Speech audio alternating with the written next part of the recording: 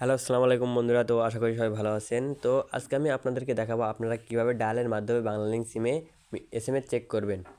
তো ডায়ালের মাধ্যমে বাংলালিংক সিমে এসএমএস চেক করার জন্য প্রথমে চলে আসতে হবে ডায়াল অপশানে। ডায়াল অপশানে আসার পরে ডায়াল করতে হবে *121 *1 হ্যাশ।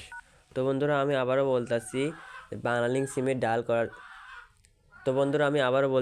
বাংলালিংক সিমে এসএমএস চেক করার জন্য ডায়াল করতে হবে *121 *1 হ্যাশ।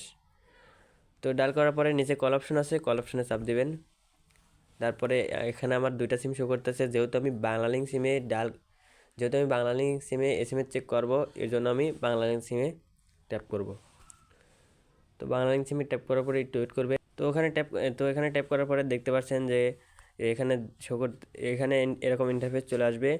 তো এখানে দেখতে পাচ্ছেন আমার এসএমএস আছে 120টা।